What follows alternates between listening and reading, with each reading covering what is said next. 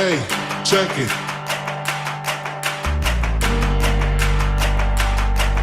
Hey, check it. Put the place up.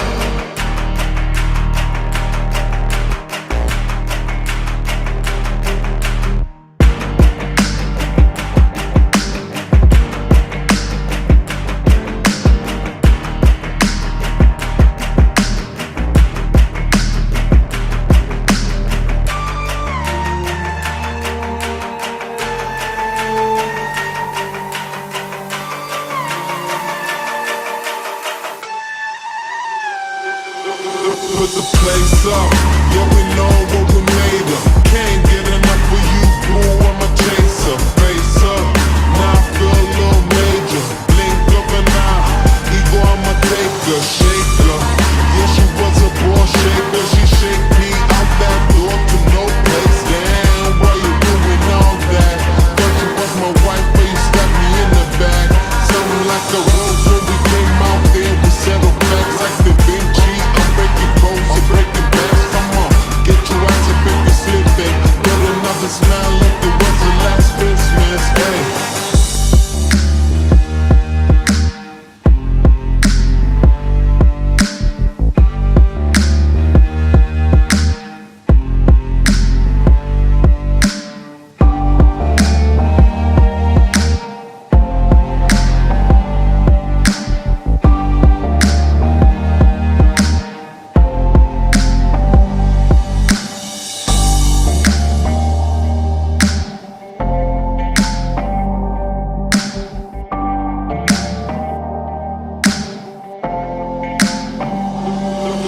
Put the place up.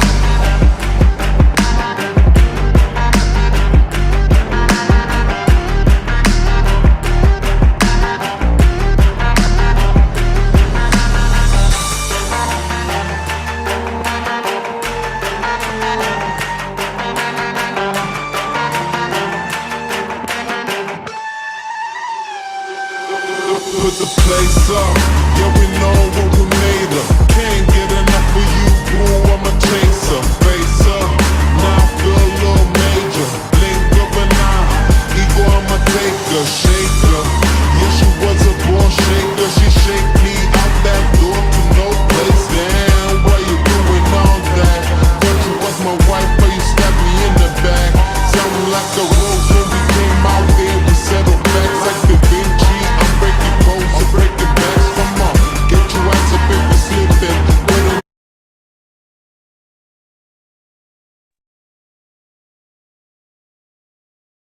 Powerful launch for the Sports Hit List by the fans and for the fans. We'd like to thank everyone for joining us here live as we have a special tribute to St. Francis College athletics.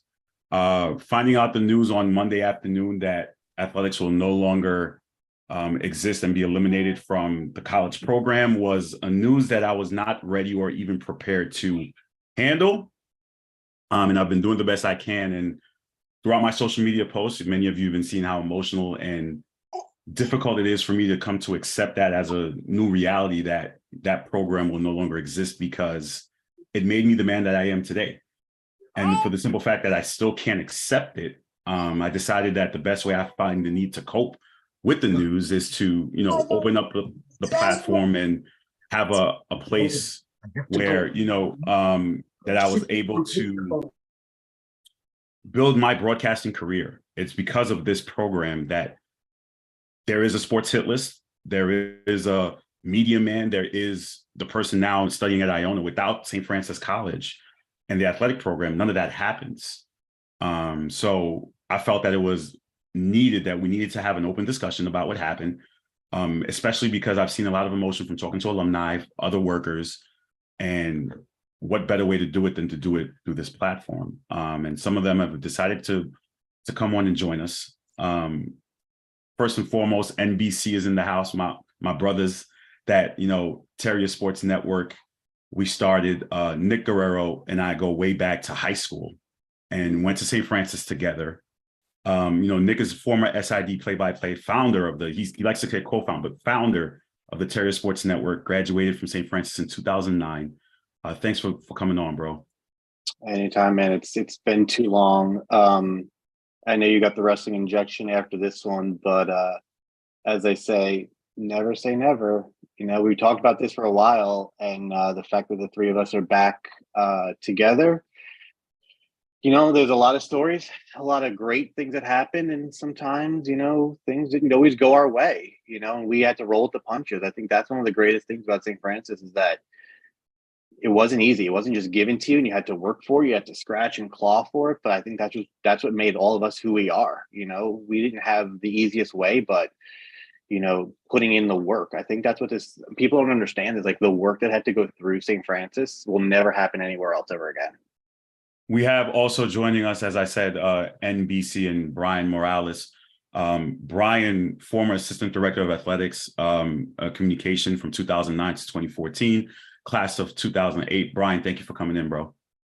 You know, like Nick said, you know, it's a reunion. It's been better circumstances, you know, with, you know, we, like I said, it's been a rough 8 hours for one body.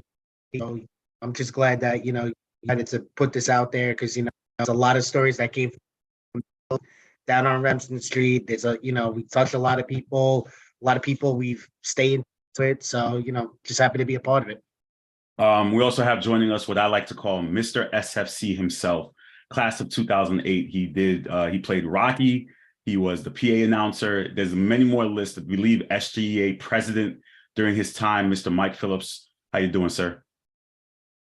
I'm doing all right. I do have to say, I want to lighten the mood a little. Damn, we age well. I just got to say, holy moly. As my predecessors, Nick and Brian, who I look up to, and you know, I'll tell you a quick story after this. Listen, it's been way too long. It's been way too long. I get to see Brian now on a regular, and we'll get to that later. But Nick, it's been way too long. You age like a fine wine, brother. He does, though. I can't even lie. I don't know what he's using. He has no gray. He has no grays. I don't know what's going on. I don't know. know. They're all here. They're there. All right. All right. Oh yeah. I don't know. We have Michael Sparacino joining us. I believe he was on the tennis team class of 2017, right, Mike? If I'm not mistaken. I can't hear you. I think your mic is off. I can't hear you, bro. Come on, you do the pro wrestling injection. You can't get it right by now? Holy moly. I still can't hear you, bro. I think there's something on. So let me jump over. We have Megan O'Brien joining us. Megan, former director of athletic marketing and senior women administrator from 2007 to 2014. Megan, thank you so much for joining us. Thanks for having me. I love seeing all these familiar faces. So fun. It's been too long. Vanessa de Almeida, class of 2000, former assistant director of alumni relations for St. Francis College. Thank you so much for agreeing to come on. Really appreciate it. Oh, of course. Thank you for having me. And it's so good to see everybody. I wish it was under better circumstances, but for sure. And kudos for saying my last name perfectly, by the way. That is a feat. Mike, is your mic on now? Can we hear you? I don't know. Can you hear me? Yes. So class of 2017? 2018. 2018. Thank you for joining us, man. Really appreciate you. Yeah, you guys have aged better than me. I'll say that. So and we also have Ziggy joining us, class of 2010, lead camera operator, I believe, for the Terriers Sports Network. Ziggs, thanks for joining us, man. What's going on? So I don't even know where to begin. I guess reactions as to the news. Always ladies first. So I guess Meg or Vanessa, whoever wants to start. When you heard the news 2 days ago, what was your first reaction?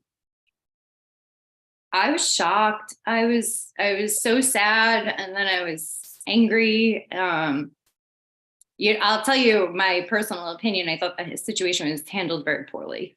I don't think the news was delivered properly. As a communications marketing person, it made my blood boil quite a bit. The way that the news was released and how we all kind of found out about it, you know, I don't know, you guys would know better as actual like alums if you had any preconceived notion, but as far as the public, the first thing I saw was John Rothstein. He's always quick to the punch though, but it was like, wait, what? And he doesn't BS. So yeah, it was heartbreaking, but here we are. Vanessa? Sadly, I want to say that I was shocked, but I was not. I, you know, I left my post at St. Francis in 2018. And before I left, they were already talking about selling the building. And they were already talking, and even before then, and there was also talk about, maintenance that needed to be done and all of these things. And whenever new buildings were coming up, athletics was not a conversation that was being had, at least not in front of me. So as much as I would love to say, oh, I was so shocked, the moment they moved into that new building, I thought, there's space for athletics? There is none. And if there is no space, like you don't move into a smaller house if you're hoping to keep everything that you have. So sadly, I was hoping that I was wrong. I was not. I agree with Megan. I think that there's a lot of ways that it could have been handled, and it was not handled well. As a former employee, I do have a lot of empathy for the staff because I have a very strong feeling that a lot of them were told maybe a minute before it became public. Maybe. I don't think that it was something that they knew was coming and were preparing for. So we were there when they canceled baseball. Yeah, I remember. And that was kind of similar. It was a similar kind of announcement. It was a similar kind of handling everything and just trying to make sense of how to communicate with alumni when you're just trying your best to figure out how you feel about it. So I wish I could say I was shocked. I was not. I will say this for anybody that may be listening, because I think it's really important to say. If you're an athlete, if you're a staff member, if you're in athletics, if you're if you're an alumnus that played, please know that there is nothing that you did that led to this. We have a water polo team that's ranked nationally. We have a soccer team that wins championships all the time. We have athletes that work really hard. And we have an athletic staff that I've seen pull 12, 14, 16, 18-hour days during season, not getting paid overtime. So I understand, like, I know we're all frustrated, but I do want to throw some, give some empathy to all the people that are being affected and just kind of say, there's nothing you could have done. These decisions were made not in rooms you were a part of. And all you can do is what you're doing now, which is process. But I will fight anybody that says that wasn't the hardest group of athletes and the hardest group of staff. So I do just want to say, I've had time to process this because I left St. Francis and I've had time to process how things are done. I know a lot of people haven't, but please know that you did all you could for our school, and your legacy is still there. And people like you, Carl, who are sitting there going, nope, we're going to have a meeting, and nope, we're going to do a documentary, and nope, we're going to do this, So I just do want to say that. I know I'm taking a little bit of time and I apologize, but I do want to say, to all of our staff, just please be kind to yourself, because I've been on the other side of that when announcements like this go out. And to all of our athletes, please know that even if people decided this, we still love you and we would still be supporting you no matter what. So that's all I wanted to make sure I said. Well said. And Vanessa, we're not worried for time. I mean, we have time. Our next show doesn't go until 10. So if you guys are free, we're going to have this conversation. I'm going to do my best I can to get to everyone. Ziggy, what was your first initial reaction? Your mic, bro.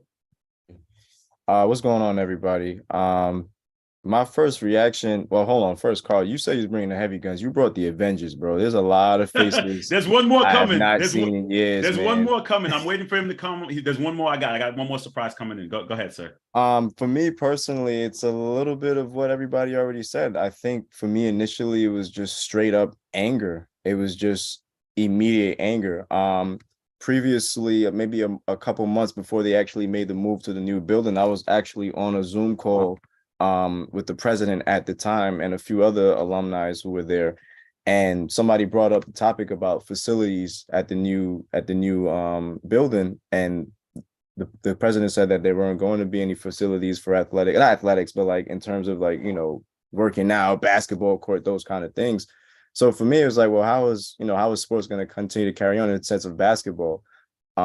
Thinking about it, I know that there's a lot more logistics to it about money and situations like that. And I know programs have to pull money in, but this was a blow. This was a blow because sitting here, looking at all the faces, I'm thinking back to now all the times I was on the fourth floor in those offices, whether it was Irma's office, whether it was talking to Megan, whether it was talking to Nick, whether it was talking to Brian, getting stats and stuff like that. All the memories are coming back. So for me, it's still anger, and I'm still just trying to like understand why it happened. I wasn't there for when they cut the baseball program. I think I came a couple of years after, but I just started to think about all the individuals that were still working there, like Travis Clayton and, Womack. And I even thought about Irma immediately before they told me, that she had planned to kind of ease away from the whole athletics department. But yeah, it's just still anger, honestly, just still anger all around. Nick, first thoughts, first reactions.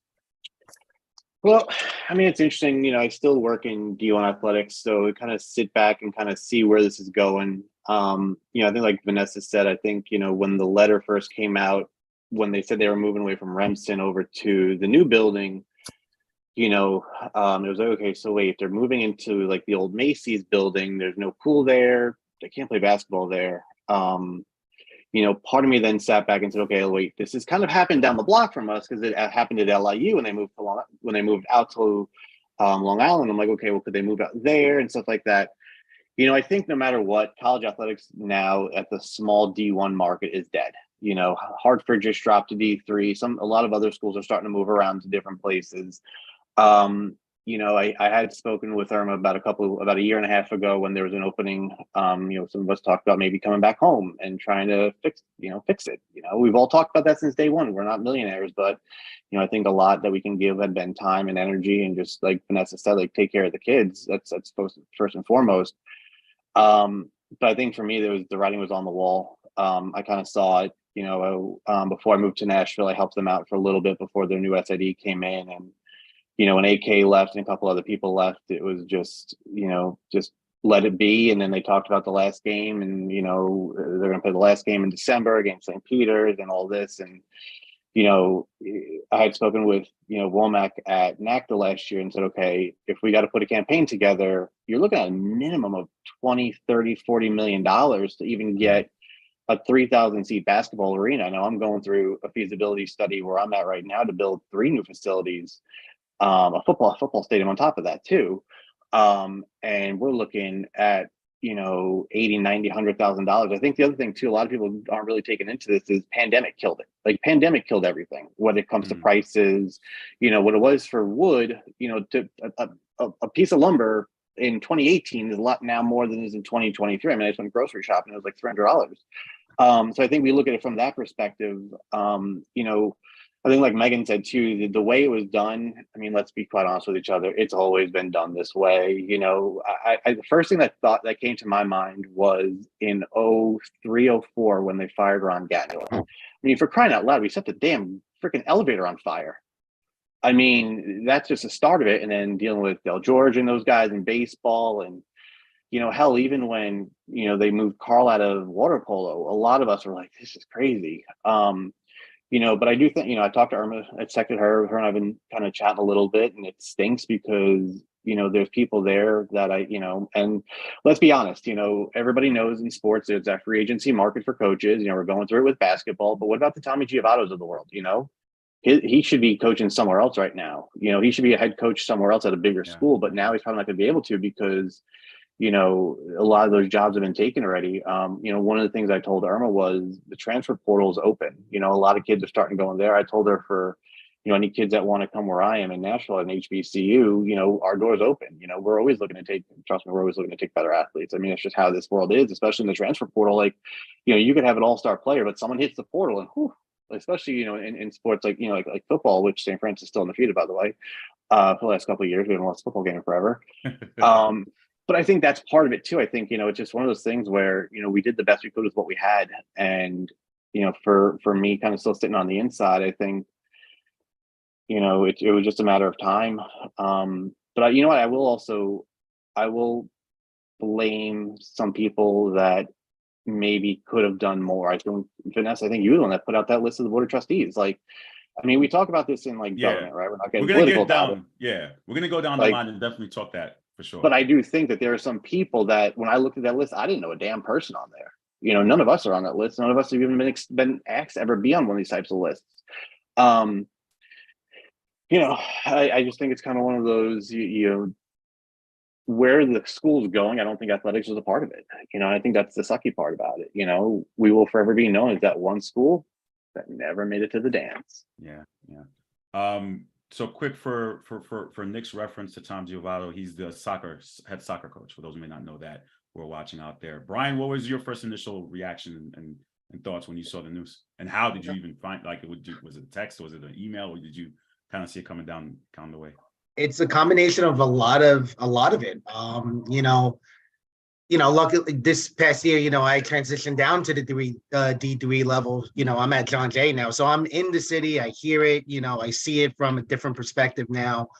But I got the call, literally was covering one of our games, and I forgot who texted me, and I just saw, wait, St. Francis is closing. Wait, what? I mean, then John Rotzlein, as Megan said and Nick said, he's never really wrong about anything when he puts it out there. So, except for his food choices, but that's a whole different topic. But just hearing it and just not, just being a little bit numb to the news. We all knew it kind of sort of was on the back burner. It was going to happen, or maybe you could hold out hope that it wasn't going to happen, or you find out at a later time.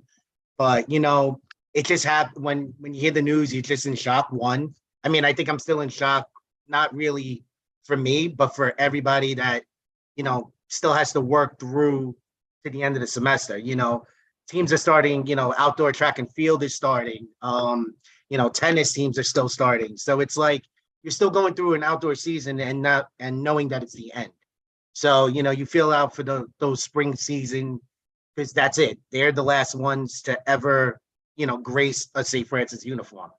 But, you feel bad for everybody that's involved. I got a chance, luckily with a lighter load of work, to kind of go back a couple of times to see a couple of games at Pratt. And, it's not the same. I went to Pratt when John Jay was playing for volleyball, but that's for work. Seeing St. Francis at Pratt, no offense, that's not home. That would never be home. 180 was home, but again, it's, the news. I mean, everybody that I can know, even at my job now, how you doing? Oh my God, St. Francis closed. Aren't you an alum? I'm like, yes, this is what happened. So while everybody's kind of, wrapping their heads around it, it feels like I'm wrapping around it almost daily. And I feel like I'm like the insider, but I'm really not. So I'm trying to like get my feelings on it, and, it's still shock. So that's it. That's exactly how I feel. And trying to explain to someone, and they're like, I'm like, being there for working in the department, being faculty there, I'm like, I guess unless you were there and in it, you're really not going to understand what we're feeling right now and going through it. Mike, what was your first initial reaction when you found out, and even how did you find out about it? The funny thing is, I found out by somebody who didn't even go to St. Francis, who also doesn't use his Twitter account almost ever, and he sent me a tweet about it. And then I did some research, and then I ended up seeing Irma's statement. And at first, like a lot of you, it was a lot of anger. Like, how could they do this? It was a huge part of the school. And that was night of. And then the next day at work is when it really hit me, and then started to get pretty sad about it, because then it brought me back to like all the bus rides with all my tennis teammates, all the matches we had, the practices, and even working with Dexter Henry with the Terrier Sports Network. It's just, we had so many fun and great times, and just knowing that other students aren't going to be able to have the same experiences going forward, it hit me. Now, let me ask this, and I've been trying to wrestle with this question. Could something have been done as far as like a GoFundMe, could there have been a campaign, a gala to help save it? Everyone's shaking their head and like, this is Carl, I guess me being naive, and could something have been done to kind of, because I've seen where schools struggle financially and the troops rally. You get alumni involved, you get the people who can cut the check. So let's have a party. Let's get donations. Is that like too far-fetched to say that could have happened here at St. Francis, Vanessa? Or is it like, that was not on the table? That's a really good question. And this is why I shake my head no so strongly. If they wanted something to be done, alumni would have heard about this years ago.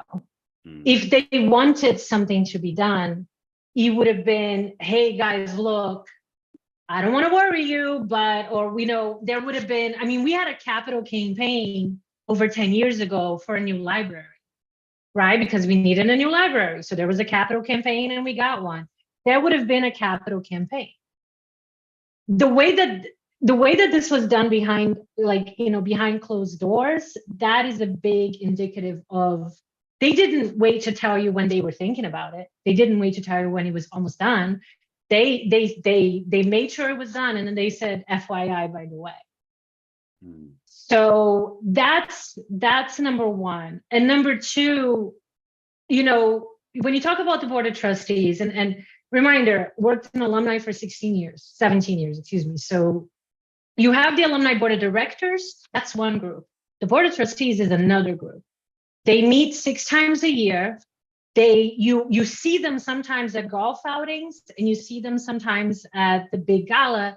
You don't see them in the day-to-day, and a lot of them are not alumni. So they're looking at it from a business standpoint, and there's a disconnect there. And then you have, as we all know, St. Francis can be very hierarchical. So we can meet in all, I know Megan is smiling because clearly I came to play, right, Megan? You can meet on the 4th floor, on the 5th floor, on the 6th floor. You can have meetings. You can talk, how do we do this? The people that are making the decisions are on the 8th floor, and you're not a part of those meetings.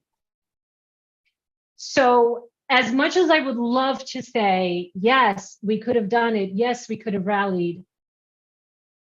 No, because if they wanted to raise that money, they would have. And most importantly, if they wanted to use money to save the athletic program, they would have looked at their spending 15 years ago, 10 years ago, 8 years ago, and made a plan. Because as we all know, Nick just mentioned he's doing some feasibility studies. This is not something you do in a year. Planning for new facilities is something that you do over a decade. It's something that you plan for and you bid and you figure out the things. They were never doing that. They were never going, okay, we're going to need a new pool. We're going to need a new this. So to me, as much as I would love to give hope and say, yes, we could have done this, if the decision makers are not opening that space for us, we could each come in with $1 million check in our pocket, and they'll take that check and they'll say, thank you very much. And they'll decide to spend it on whatever they want. Also, so that's what I think. So anyway. Also joining us right now, coming in the clutch, is Dexter Henry, new media coordinator from 2012 to 2018, executive producer of Terriers Sports Network. Dexter, thank you for joining us here as we discuss. Hey, everybody.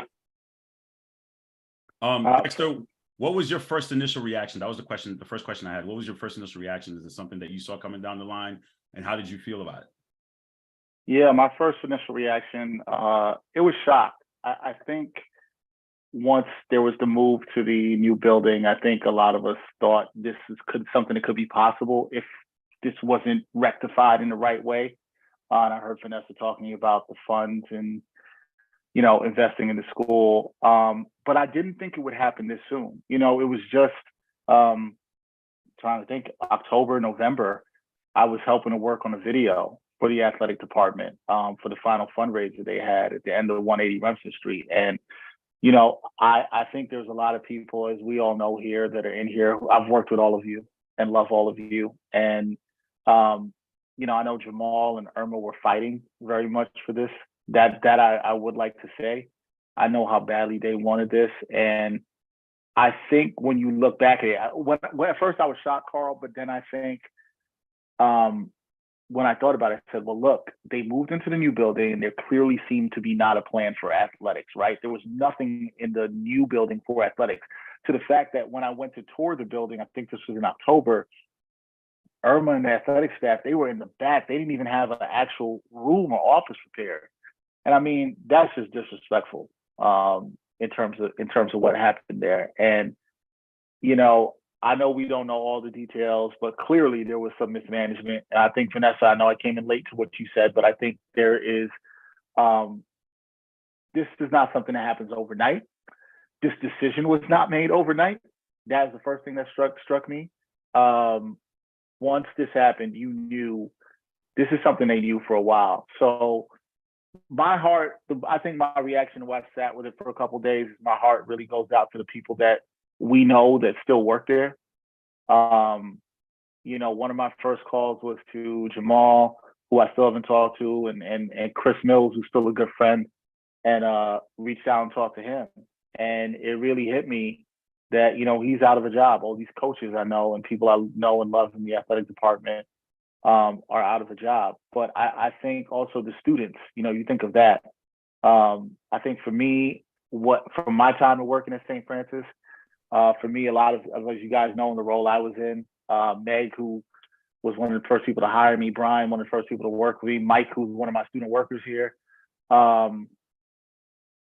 You know, I feel for the students because I know how much opportunity they had from what we did.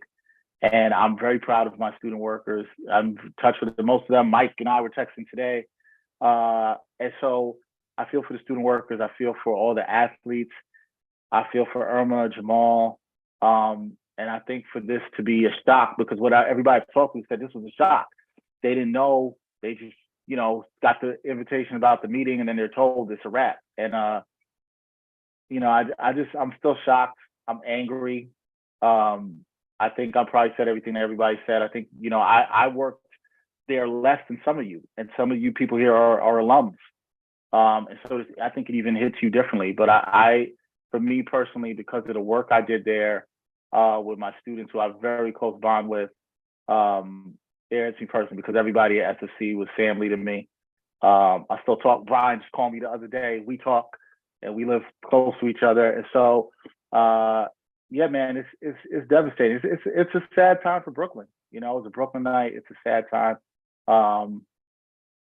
And, you know, I hope I'm not out of turn by saying this, but I just wish the school had a legit shot to save the athletics program, because it kind of feels like they did it, right? Like it feels like they didn't have a legit shot and they were kind of selling them the idea that this was. And it's like, well, why sign a 3-year deal with all these facilities and set all this stuff up to only pull the rug out under from everybody? And, you know, it's not fair. And I don't think Irma should have been put in that position to have to put out that statement. You know, but she's going to handle that with class as she always does. And, yeah, that's all I have to say. But shocked, Carl, upset. And I think the folks there deserve better. They deserve better. For those of you who are joining us late, this is on the Sports Hit List. We're doing a tribute to the Terriers, where we're joined by alumni and staff members who worked in St. Francis College Athletics, as we kind of have that conversation about, you know, how we're feeling and what's forward next for St. Francis. Let me ask this, and anyone could jump in on this question. And I've been talking to this with my wife because she has a coworker who has a daughter who's played soccer. I think she has a scholarship, and according to the letter, it says that they'll still be granted their scholarship for their remaining. But then I started thinking, I said, but wait a minute, they're athletes and you're an athlete and you want to play, right? So now you have to make the decision about, hey, do I go, you know, and I believe she's a bio major, and do you finish your 4 years and not play your sport? And I'm like, how could you not play? And again, I never played sports, but just dealing with athletes, you want to play. So how as a student can make that decision about whether do you transfer or do you stay and finish your degree, you know, and finish out that scholarship? Is that like, how do you even make that kind of call? Floor is open to anyone to jump in, please. I can't even imagine what that feels like, because now you've been delivered this news, your world ripped out from under you. What happens if you're a junior? Where do you go? You even, let's back up, right? You're a freshman, you have all these high hopes. What if you come from a family that maybe can't afford to support you or help you with an education? What if I don't know anything anymore about deadlines, but FAFSA and all those grants and stuff. What if you've missed those? So now, okay, stay another year maybe to have a free education and figure it out, and then prolong, how, I don't even know. I can't even imagine. And how, as a parent, do you offer support, or, as a mentor to those athletes, to say, gee, I don't know, flip a coin? It's awful. We have And some of our students don't even have that option. I just want to say, because a lot of our athletes are international students that came to play. And when you're getting a student visa, right, that school is sponsoring. So you can't just go, I'm going to transfer that other school. So a lot of our students don't even have that option. So Megan said, sorry to jump in, but I just can't imagine it. So they have to stay. They have to stay. Yeah. Okay. Yeah. Also, I just saw Dave Ganzel just joined, so he's watching. Shout out to Dave Ganzel, who was Hi, Dave. Yeah, so Dave is Hey, Dave. Anybody else want to add to that question about, I guess, the decision? I guess it's subjective as to your family situation and what you want to do, right? Yeah, I'll jump on that one. So I think, like you guys said, it's tough because the international kids need a school to sponsor them. I think the other thing too, let's be quite honest, St. Francis wasn't giving full rides to everybody. It's not like this is a high Power 5 school that's giving room and board, tuition, the whole 9 yards, cafeteria money, and everything else. So let's just let's not look at basketballs, because those are money sports and stuff like that. But if you're the women's soccer player that maybe was getting $500 and maybe you were getting that little Franciscan scholarship, it's going to be super tough, because you could have been, the number 14 player on that team, and, you go into the portal and you're not going to play up. So that's number one right there. Unless you're an all-star and all NEC player, it's going to be super tough. I think we've all seen in the basketball world, unless you're playing on a winning team and you've done something of importance, no one's calling you. Let's just quite be honest with you. You ended up at St. Francis because nobody else wanted you. Let's just be real about it. So for some of these athletes, it's a small town school, and a lot of us, because we're local kids, it was easier for us to go there. The kids that are the high end athletes, well, yeah, they're going to hit the portal. I saw within a couple hours of the announcement, most of the men's basketball teams hit the portal because they want to keep playing. So those athletes, I think they're going to be safe, but the international kids are really going to struggle. And I remember back to when we were all there, a couple of our water polo players, when Carl got moved aside, a lot of them tried to hit the portal too, and it was a lot different back then. Remember, back in the day, you had to sit out the year and then you got to play and all that stuff. I do think the NCAA does make certain exceptions now with when teams drop, but the international kids are the ones that I worry about the most. That's why the first thing I said to Irma was, if you have a kid that looks and wants to go somewhere, put them in the portal, start making phone calls, because you can find another school to take a European water polo player, a Bucknell, for instance, or a Fordham or an Iona will take them. The problem is that, when you look at some of these other schools, especially on the West Coast, Cal and Stanford, they're not going after an international kid because it's going to cost them more money. Navy can't take those kids. The VMIs of the world can't take those kids. So you're kind of really limited to it. I remember when Queens dropped their water polo program. Remember, they were the Superpower 2.0 back in the day with all the international kids, and we ended up taking a couple of their kids, but most of those kids either got out of playing and just wrote it out, or they had to go home. It stinks to say that. Sounds like, Nick, you're trying to recruit some kids here on the live. I see you low key, man. I thought that's the second time you've done that, bro. You're recruiting. They better be paying you for recruiting, man. They better be paying you to recruit.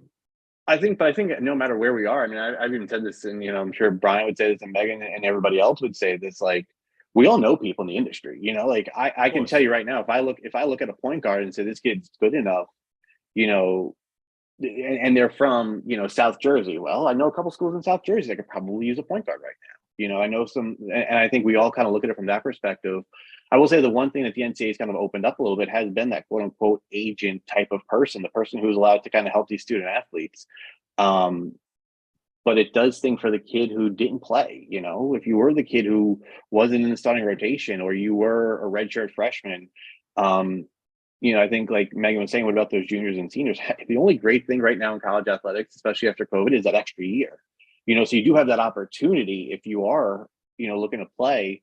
I think it's going to be tough for those kids that aren't getting that money. I would like to see the university find a way to at least compensate them and keep them whole. I think at the end of the day, it's about keeping everybody whole. I'm going to try to shift this a little bit, but I have one more question. I'm going to start with Ziggs here. And some of the people who are not in athletics have had this discussion, and I guess this is where I turn to educate them. The NIL, does that have a factor into how athletics is structured now in terms of, name, image, and likeness and players going after that? Does that have an issue with in terms of how athletics structures their budget? Ziggs, what are your thoughts? Because I know that conversation has been going on in our chats and in certain places, but is that an ongoing factor as far as how, we're dealing with college athletics? Now, damn well Zig ain't have no conversation like that. No, but I'm saying it's out there though. It is out there. I'm gonna pass that to Brian. Don't let one of them think that. That ain't mine. Okay, so Brian, you just got the pass, bro. So what are you gonna do? You gonna shoot it, or what you got? You gonna take it or not? NIL plays on the big scale. We're not talking about Big Tens of the world. We're talking about the smaller school of the NEC. While there are deals that are to be made on it, again, that's been the revolving door. Everybody thinks they know, but then just like this whole situation, it comes up and it comes out up from under you. It can change as I'm talking right now. So, for me now at, John Jay, we're not talking about the NIL, like before Nick was trying to be the recruiter, he kind of beat me to the punch. I was having conversations with my coaches and, we're looking for kids in the area. So, while the whole situation is a mess without being too compliant, our door would be open to that as well, because it's a local, school. But that's my only recruiting pitch. So I'll send it back to Nick with the NIL because I know he so wants to deal with that back. Yeah, we'll pass it back for this one. Nick, anything to add to that? Yeah, I think NIL is an interesting world right now. Sadly, I think the NIL world only plays into effect in the higher levels, but also the people that are very heavily living on social media. I think when you think of the St. Francis of the world, there's a couple kids that come to mind back in the day. I think that would have been very heavy NIL kids, the Womack, the Ricky Cadell type of, those types of guys.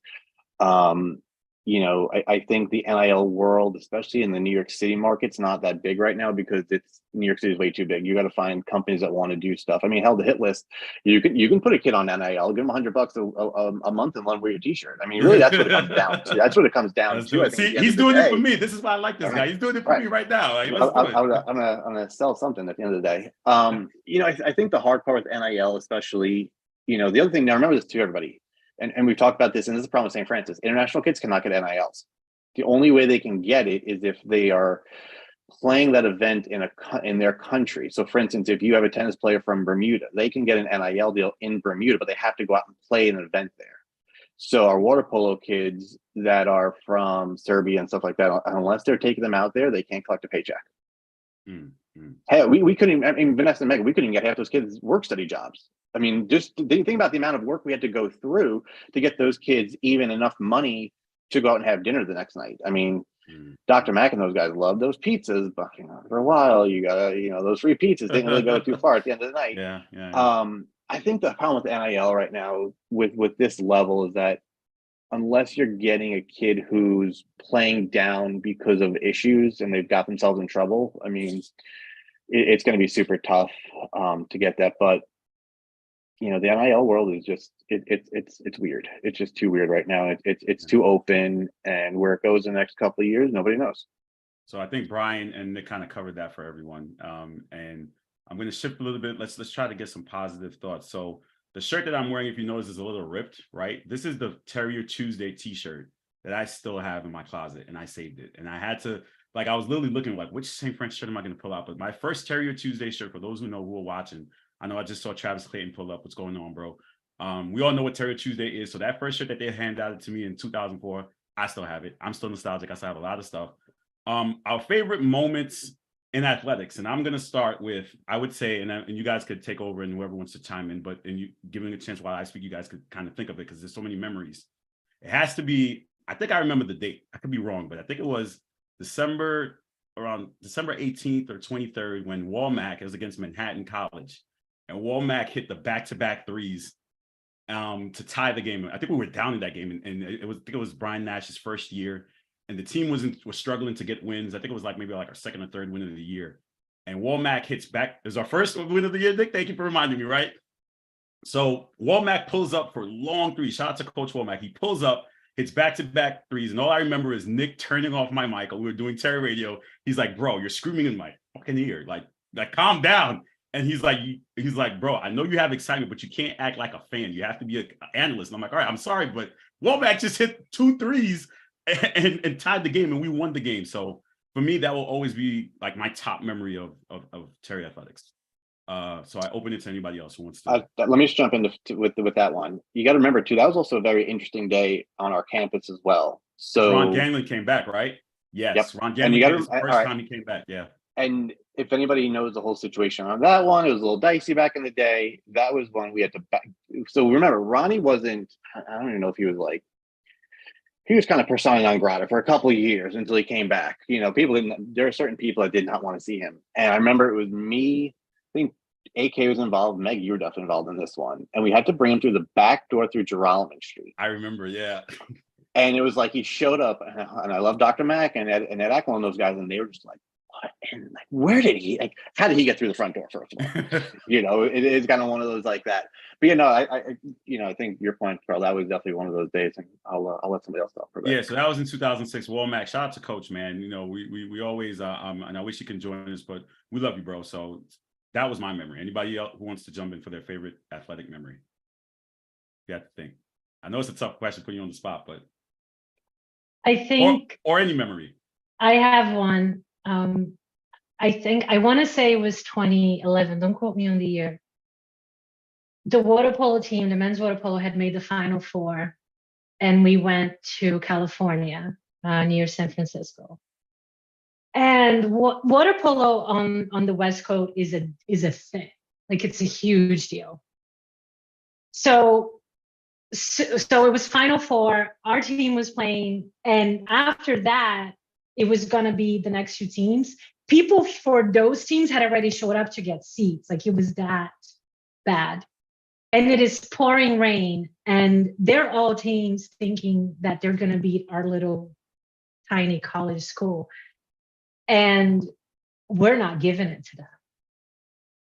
We're just not giving it to them. And the thing was that the people waiting for the next event, it became like Rocky. Like, they suddenly started cheering for St. Francis, because he was like, where did they come from? And our team was just not, like, they were not giving it to them. And to me, it was just a moment that was such a great example of what our school always was, which is like, go ahead, underestimate us. That's going to be fun for us, you know, because we're just not giving it to you. Like, you think you got this in the bag. Not going to work like that. So I think that's a moment. And it was pouring rain. I think that's a moment that to this day really sticks with me, because it was so much what we're about. Like, we're gonna get it done. So that's. I actually have another one real quick that it doesn't trump the Womack one, but when the women's team was the 8th seed and defeated LIU, that moment for me was just like, we were the 8th seed and we knocked them off. I believe it was 2007. Yeah, it was 2007 or 2008, one of them. But we knocked off the women's basketball team with Coach Brenda Milano, knocked off the LIU Whackbirds. So I got to stay on brand with that. Who's next? Always. I'll go. Right. I think for me, it was 2015, the men making the NEC championship game. I know it didn't end in a win, but the reason it's special to me was the energy was crazy. And I've heard from other people who've been around St. Francis longer than I was and said they never heard the building that loud. For as small of a gym as we had, the people that were packed in, I see everybody nodding because I think everybody in here was there for that game. It was crazy. Brooklyn was on fire. The line of getting was insane. I remember that day working and setting up, helping with the broadcast, and just I can still remember the energy before the anthem. just everybody cheering. It gives me goosebumps to even think about it, because there's very few moments in sports when you're around something that there's just so much energy like that in the building.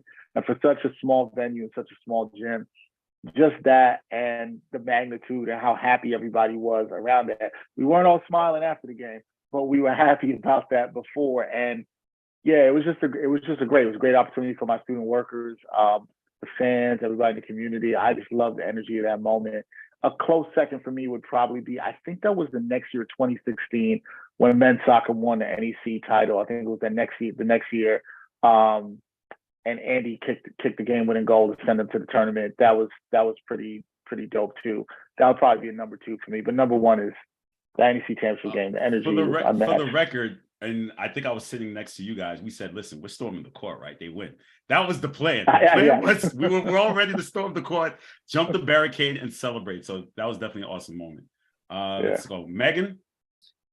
Dexter beat me to it. In terms of my favorite memory of like energy and like it was a personal victory that night because work that week was a hard week. I think I slept in my office 4 out of 5 nights that week, and calling Vanessa like, oh my God, we're not going to do this. Like, what's going to happen? But it was awesome. And like having just the support and all the student athletes just buying in, our whole community and population. It was just something so special. I was looking at pictures last night, but one of my favorites was actually men's soccer winning the NEC championship for the 2nd year in a row. Anthony Curtin and I took a train to PA and didn't account for the fact that we were going to St. Francis, PA, and it was going to snow, and they don't do Uber in that neck of the woods at 11:30 at night. And I'm looking at him like, and you're looking at me like, what are we going to do? So I don't know, we finally called Tommy and we get a cab and whatever, and we end up at the hotel, and the kids were just, the soccer team, that was a special team that he had, and bringing it home that weekend. Yeah, that was something else. So we got Sylvia Carry on DeBello joining us as well. I believe it was on the track team during my year. She said a few memories that come to mind are the athletic banquets with the Lean Dugan run, working the basketball games, and being the phone operator. So a special shout out to her for joining us there. Mike, what would you say is your favorite memory? I was actually able to find the specific date because I luckily still have the pictures on my phone. November 12th, 2017, Brooklyn Bridge Park, the soccer team winning the NEC championship. And miraculously, that Dexter just happened to text me that day, hey, by any chance, are you there? And I responded, and I was able to get enough pictures and videos for him to put a small highlight package together. So that was a nice little tidbit. All right, Brian? Well, I guess I'm going to have to, I'm glad nobody touched on it, but it was 2013 men's soccer, the first championship in a long time. It was at Central Connecticut, and I'll just never forget because, that team was really something special, and they were just so close. And not only was the team close, but the staff was close that entire time. It was our first championship in a while. We didn't know what we were doing. Just looked at the picture the other day. I posted it. I know Meg is like, she wanted to kill me that week because I think I was like all over the place. And, I think Irma was like, Brian, go get a coffee, go do something, just get away from us for right now. But, when we won it, it was at Central Connecticut. And if anybody's ever been to that field, you have to go through the little locker room near the stairs and then rush onto the field. And the guys I remember just running to the corner and just trying to grab them all for a picture and the team picture. The joy on their face, it said it all. I mean, it's, 10 years ago. And, I'm just, thinking about it. And I'm like, wow, this might, Carl, you think that shirt is old. This is probably the same shirt from there, but it's been in hiding. Yeah. But, a close second, that first time that we got to play at Madison Square Garden. I mean, that holiday festival tournament, it was Davidson and Northwestern and Little St. Francis.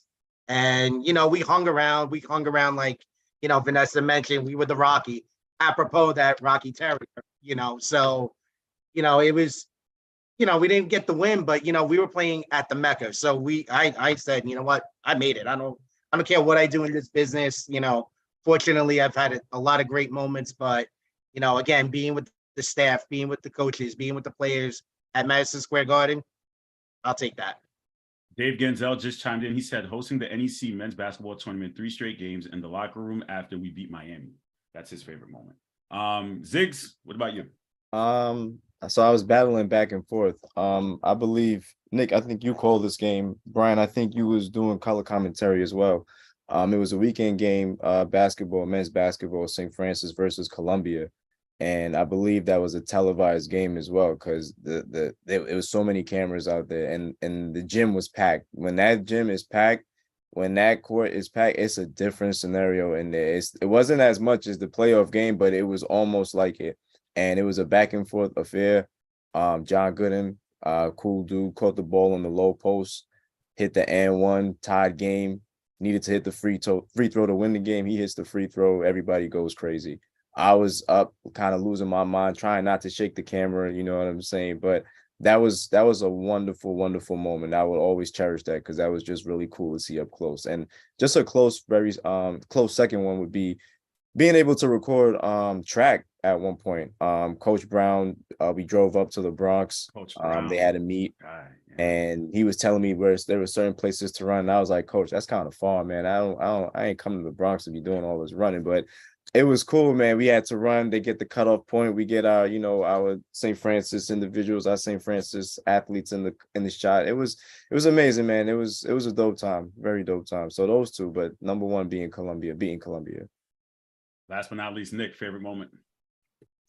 Well, all right. So here's a funny one, right, Zig? So that Columbia game was the game after the Manhattan game. So we were coming off that high. I kind of think it's interesting. So, I know we talked about the 15. I think, for me, we all left. We were gone in 09. The most, we're all gone in 09 by then. I think that game, because it was interesting, it was one of those where we got to just be fans. You know what I'm saying? Like, Yeah. Even though everybody was, I think I was up at, I was down in DC, came up for that game. And I remember Megan's like, you better be here. And I'm like, all right, fine, let me figure out, let me figure this whole thing out. And Brian, me, Mike, Carl, you were there for that, right? Yeah, definitely. Yeah. I was there for the one before and the semifinal and the final one. Yeah. And the one thing I kind of thought in my mind was, we've all, Carl, you and I dreamt of this. And it's like day one, like, okay, what's gonna happen when it finally happens? You know what I'm saying? Like when Cinderella finally happens. And we had the perfect seats behind the bench. I remember Thanks to getting Megan, because I bugged her for those, and Megan hooked us up. She really did. Yep. I can't front. She did. Yep. And all I remember is like Noreen staring at me, Brian, all of us, because we're so banged up that by the time the game started, I don't think there was a sober person in the house. But it was so cool in the sense that we all got to kind of sit back. We didn't have to really work and stuff like that. And then, John Berkeley did the game for ESPN, and even he was like that buzzer beater was going in. He, I think the negative to that whole day was like the fact we had so many fans there that like we literally had to put a baseline, and that basket kept going like this the whole game. And I remember AK and Meg was like, that goddamn basket shakes one more time, it's going to cost us the game. And it did, but it is what it is. I think the fun part was after that game, we all went to Custom House. Coach was all, Glenn, the coaches were there, Irma was there, everybody was there. And it was kind of one of those, like, it just showed family, because like we all could have been celebrating, right? But we kind of were celebrating because we were, like I've kind of been saying, like, it's just, we were happy we got to this point. Like, we had it in 03, the Monmouth game, and then we had it, I think we did it with Wagner back, I think it was like back in the early 2000s.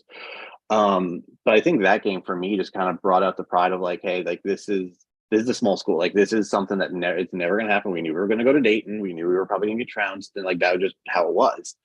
But I think, like I said, I think for me, just that. I think my second one, Carl, and I'm reading this one right now. And it's kind of tough even reading this whole thing, because God, we were definitely in a weird world back then. So November 1st, 2004 is the day that we announced the network.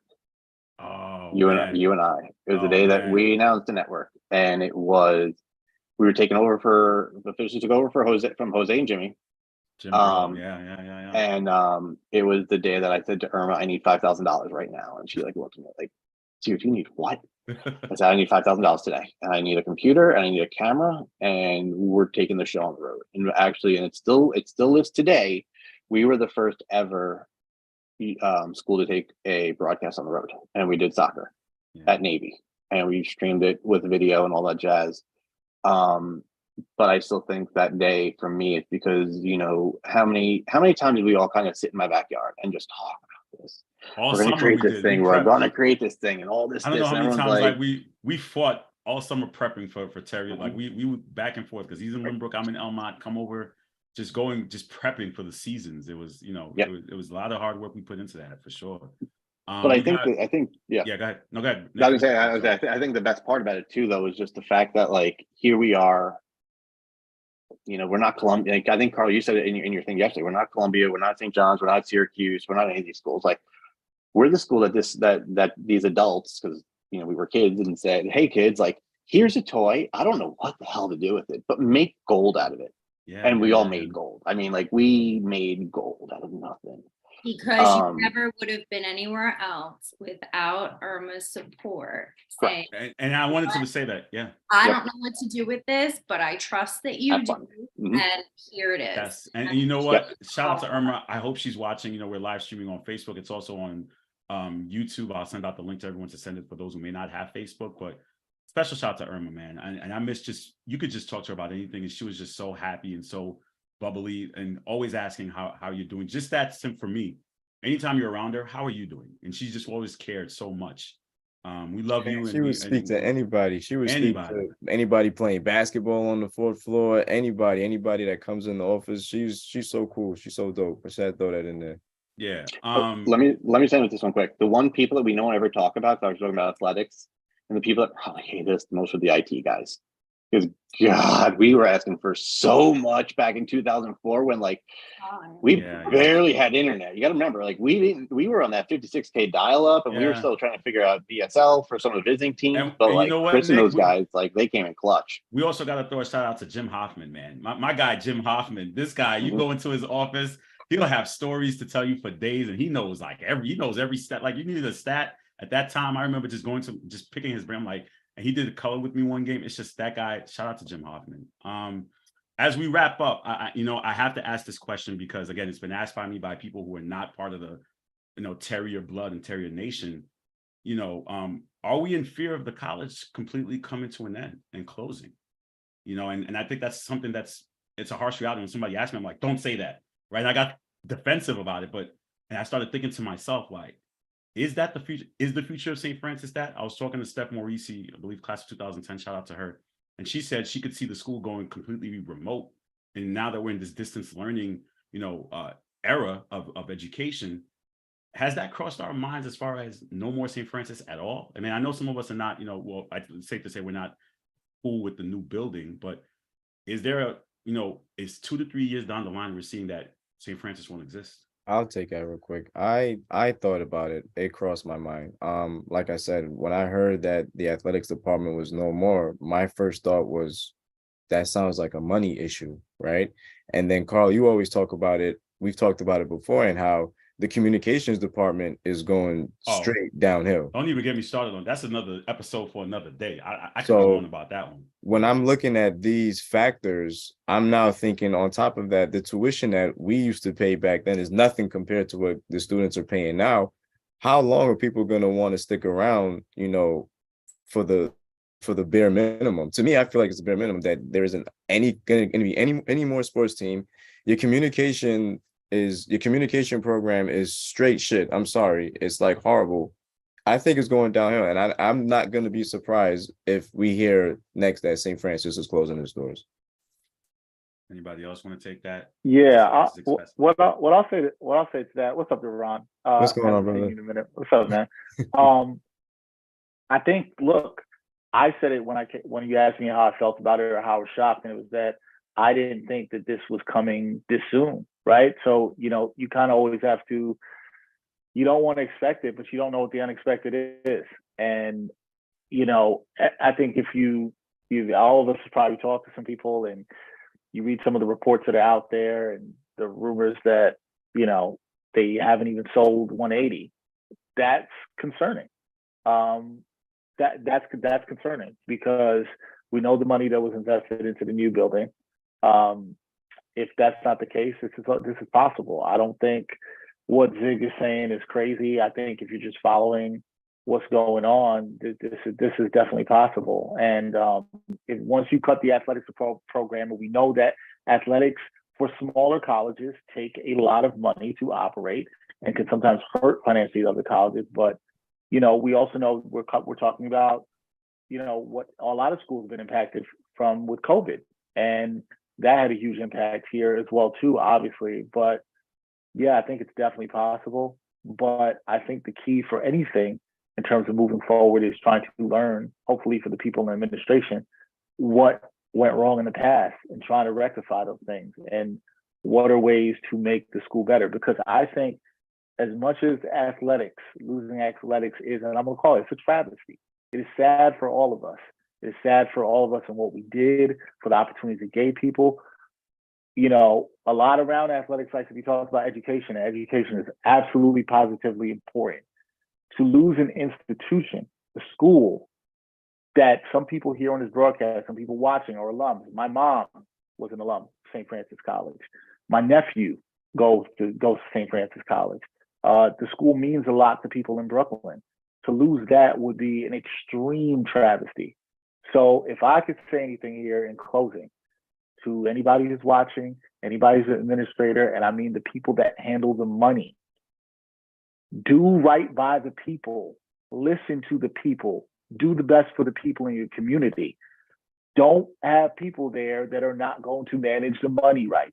I won't say much more than that, but that's what it comes down to. This is about managing the money and creating opportunities for people that are actually sustainable. And sometimes that's going to mean doing things differently than we did yesterday, than we did before. This is something Irma always used to say about trying to move forward. And I think it's about what is it going to move forward? Because if this happens, if it happens that St. Francis College is no longer here, if an athletic program can go, yes, guys, a school can go.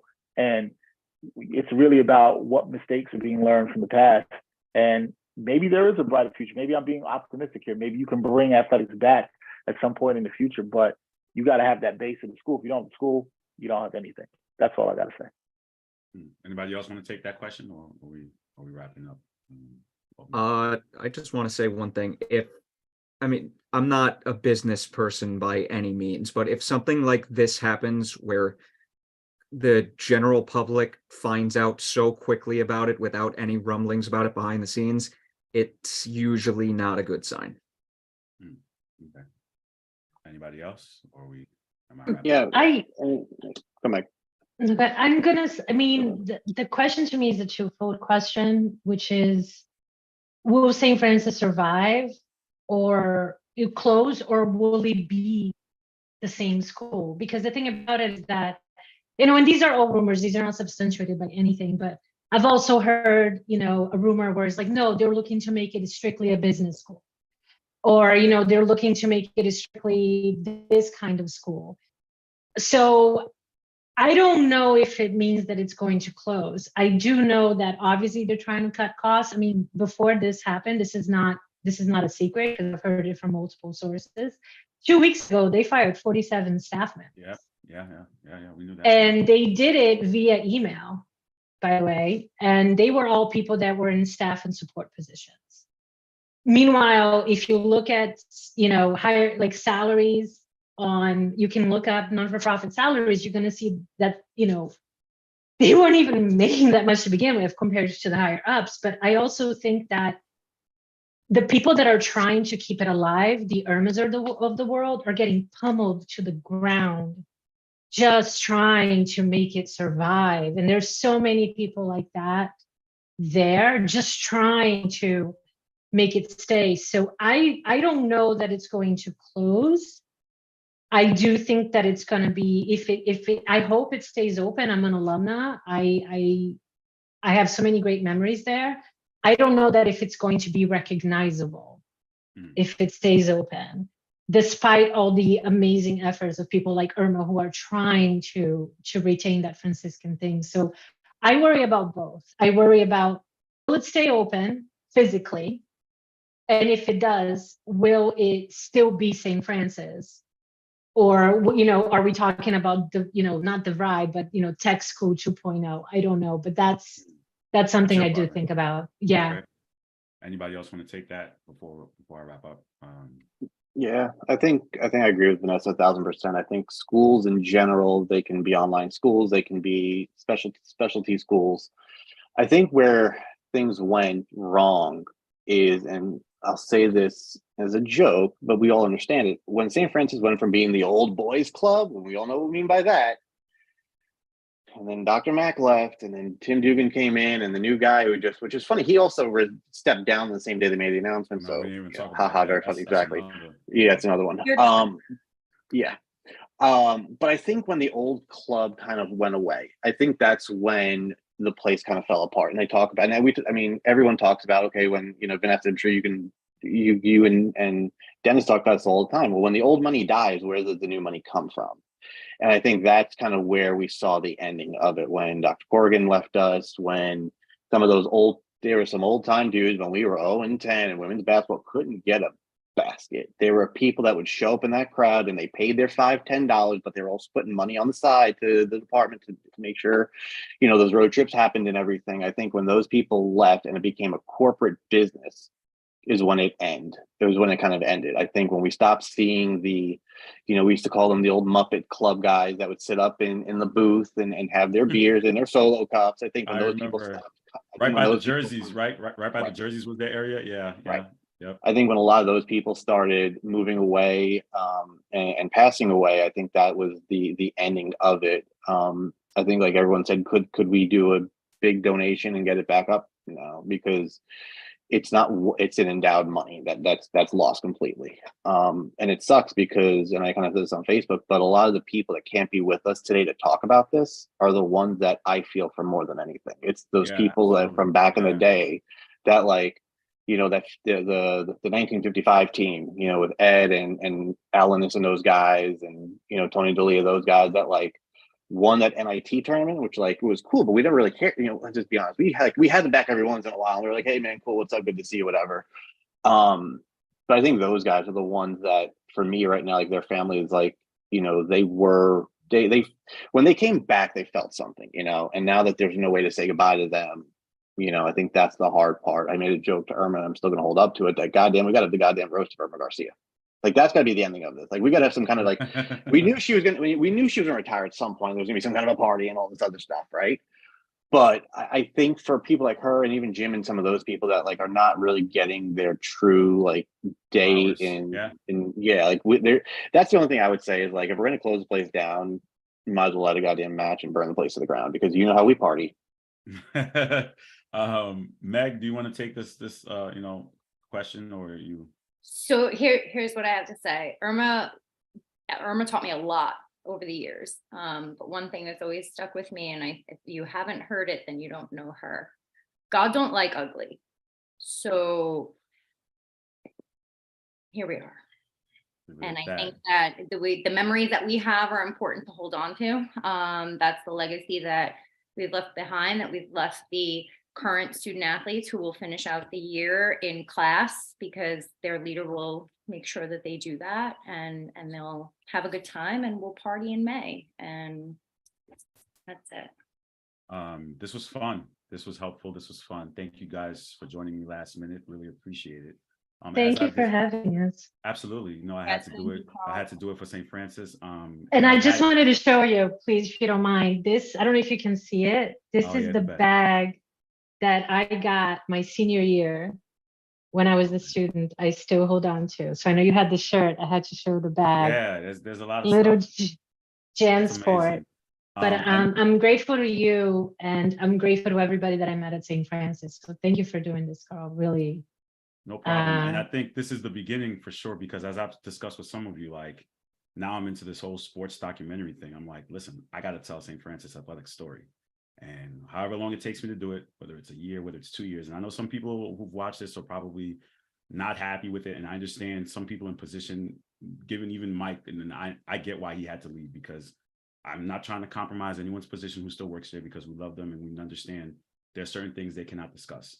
But at some point, like I said, my goal is I'm finishing on one documentary now, but over the next 2024, 2025, as long as I'm still pushing, I need to tell the St. Francis athletic story. And I know you guys are going to be able to help me with that. So I'm making a call out now. Carl will be reaching out to any athlete, anyone who's worked with St. Francis Athletics. I'll take it back to whoever's around from that 1955 team, any archive, anything, want to tell that story. I'm in my pre-production mode of, like, we have to have something, some form of something to tell what that athletic department meant, whether they bring it back, whether they don't.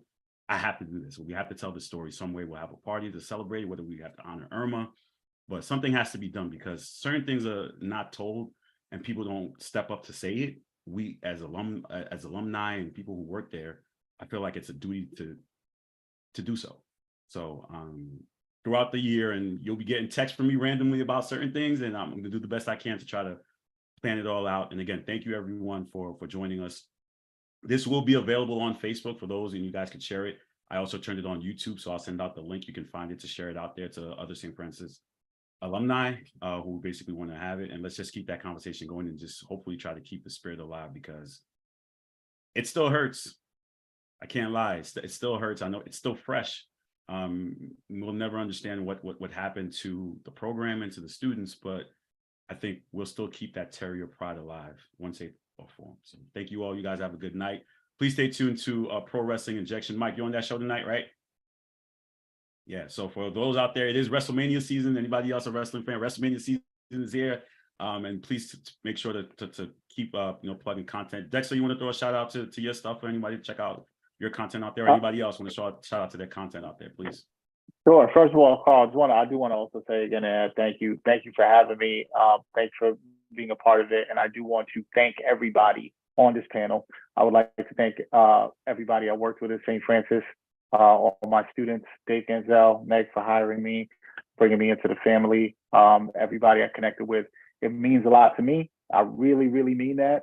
And Carl, you said that you were going to document this. I think that's very important. I was looking today and I posted a video I worked on when I was at St. Francis, and it is so important. I'm grateful that I had the time and opportunity to document some things there, memories that we all can have. So I'm appreciative of that. For those who know, I work for New York Post SNY. You can follow my content there or on D Henry TV. You can find me there. But we need things like this that Carl's doing with the hit list. Very important with independent media. Carl knows I would support him, and this was important, I think, for everybody involved, and I hope for the people that watch too. So just grateful that I was part of everybody's energy and presence. So thank you to everybody. Really, thank you. I'm sure you have a lot of stuff on your hard drive there, buddy. So you're going to be sending a lot of files. So everyone who has stuff on their hard drives, please, I'm going to start creating my SFC files. Everything. I'm going to need those you pictures. Need it, just let me know, man. Yeah, listen, I need those pictures. I need those artifacts. I need those old jerseys. We got, like, I don't know if it's going to be a 4-part series. I don't know yet, but there's going to be a documentary about St. Francis Athletics I'm going to be working on. So if anyone wants to help me out and co-produce, I'm willing to work with anyone. Let's get this done. Anybody else want to throw a shout out to their platforms where people can find them and what they're doing now to give a quick update? So please, by all means. Anyone. Mike, yeah, go for it. Actually, yeah, just before we get off, I just want to say this.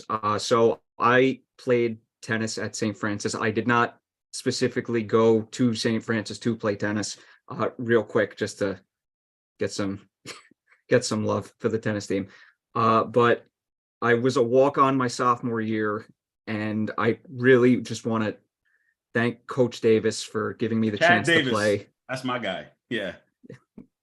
Yeah, I really want to give him a shout out for giving me the chance to play. I want to give a shout out to obviously Irma Garcia, because she was the head athletic director when I was there. Maggie Martini, Chase Licata, Jim Hoffman. I got to give him a shout out too, because he made sure I got all the paperwork that needed to be done as quickly as possible to be able to start practicing with the team when the time came. And probably forgetting some people, so I'm sorry if I am, but just shout out to all my assistant coaches and former teammates as well. You guys made everything awesome. Well, one thing you brought up with Chad, he walks around so intimidating, but he's the nicest guy. Like his face, he's always so upset. Anytime you see Chad, And I'm like, what's wrong with this? I'm like, Chad, you good? Like, I'm good. Like, it's just like, but he's such a nice guy, man. Shout out to Chad. I believe he graduated in 2000, if I'm not mistaken. I think he's class of 2000 at St. Francis. So again, thank you, everyone. Oh, and Dexter, quick shout out to you too, because I worked with you at Terrier Sports Network, and to all the guys, because man, we had good times. We did, man. Thank you. I appreciate. I was honored to be around you guys. That means a lot. Thank you. As I said before, thank you to everyone. Thank you guys for joining us. Like I said, there'll be more stuff, more things I can work on to get the word out about stuff. Like, share, comment, subscribe to Hitless Content. You guys have a good night, and I'll talk to you guys soon. Thank you. Thank you. All right, guys, take care.